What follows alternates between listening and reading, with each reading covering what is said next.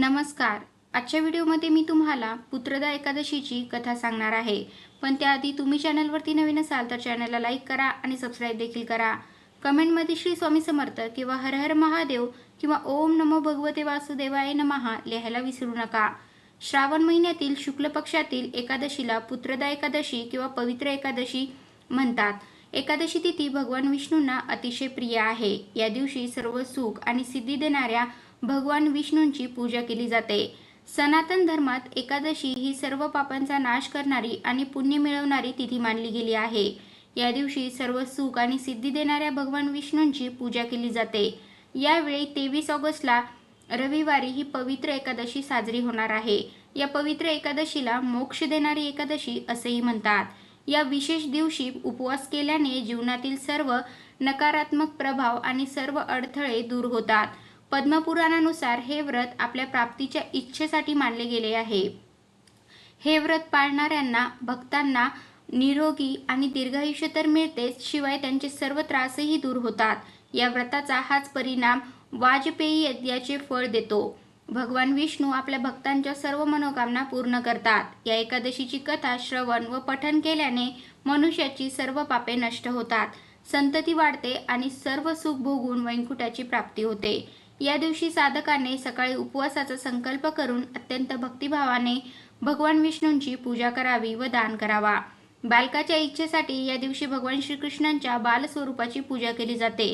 पुत्रप्राप्तीची इच्छा असलेल्या दाम्पत्याने सकाळी स्नान करून पिवळे वस्त्र परिधान करून श्रीकृष्णाची पूजा करावी. भगवान विष्णूंना रोळी तसेच पिवळे चंदन, अक्षदा, पिवळी फुले, हंगामी फळे, मिठाई इत्यादी अर्पण करून आरती करावी. यानंतर संत गोपाळ मंत्राचा जप करावा. या दिवशी ओम नमो भगवते वासुदेवायचा जप करणे आणि विष्णू सहस्रनामाचा पाठ करणे खूप फलदायी आहे. या दिवशी भक्तांनी निंदा, कपट, लोभ, द्वेष हे मनामध्ये आणू नये. भक्तिभावाने श्री नारायणाची पूजा करावी. द्वादशीच्या दिवशी ब्राह्मणांना भोजन दिल्यानंतर स्वतः जेवण करावे. आता मी तुम्हाला पुत्रदा एकादशीची कथा सांगणार आहे. पुत्रदा एकादशी व्रतकथा द्वापार युगाच्या प्रारंभी महिष्मती नावाचा एक नगर होते, ज्यामध्ये महिजित नावाचा राजा राज्य करत होता. परंतु पुत्रहीन असल्यामुळे राजाला हे राज्य सुखावह वाटत नव्हते. त्यांचा असा विश्वास होता की ज्यांना मुले नाहीत त्यांच्यासाठी हे जग आणि परलोक दोन्ही वेदनादायक आहेत. पुत्राचे सुख मिळावे म्हणून राजाने अनेक उपाय केले, पण राजाला पुत्रप्राप्ती झाली नाही.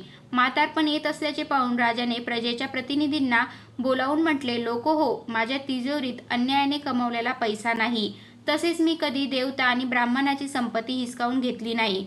दुसऱ्याचा वारसाही मी घेतला नाही. मुलाप्रमाणे प्रजा वाढवत राहिलो. मी गुन्हेगारांना शिक्षा देत राहिलो. कधी कुणाचा द्वेष केला नाही. सर्वांना समान मानले गेले. मी नेहमी सज्जनांची पूजा करतो. मी अशा धार्मिक राज्यावर राज्य करत असूनही मला मुलगा नाही, त्यामुळे मला खूप वाईट वाटते. याचं कारण काय? राजा महिजीच्या या गोष्टीचा विचार करण्यासाठी मंत्री आणि प्रजेचे प्रतिनिधी जंगलात गेले. तेथे त्याला मोठमोठे ऋषीमुनी दिसले. राजाच्या मनोकामना पूर्ण व्हाव्यात म्हणून ते एका महान तपस्वी ऋषींचे दर्शन घेत राहिले.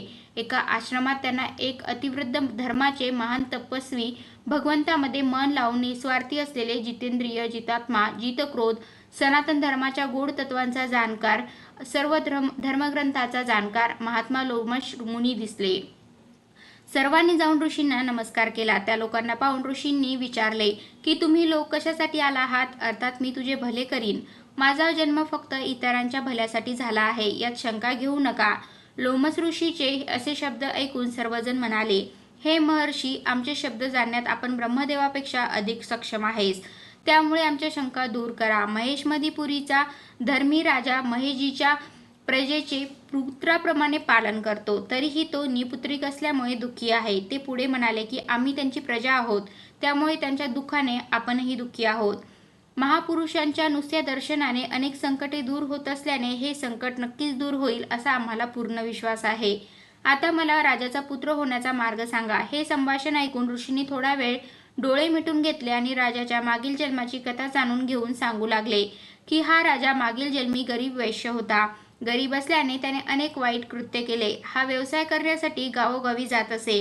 एकदा ज्येष्ठ महिन्यातील शुक्ल पक्षातील द्वादशीच्या दिवशी मध्याह्नाच्या वेळी 2 दिवस भूक व तहानलेली असताना ते पाणी पिण्यासाठी एका जलाशयावर गेले. त्याच ठिकाणी लगेच लग्न झालेली एक तहानलेली गाय पाणी पित होती. राजाने त्या तहानलेल्या गायीचे पाणी काढले आणि स्वतः पाणी पिऊ लागला.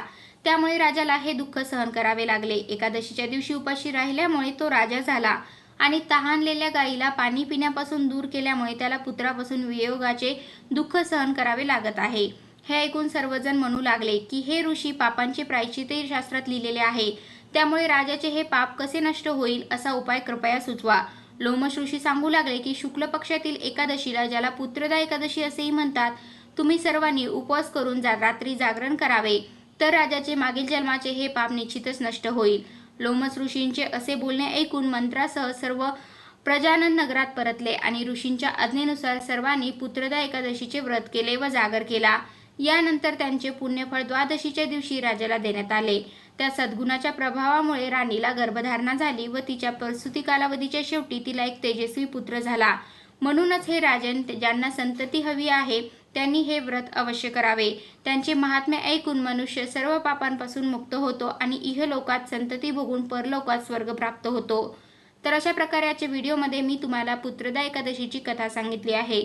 कसा वाटला तुम्हाला माझा आजचा व्हिडिओ कमेंट करून नक्की सांगा. धन्यवाद.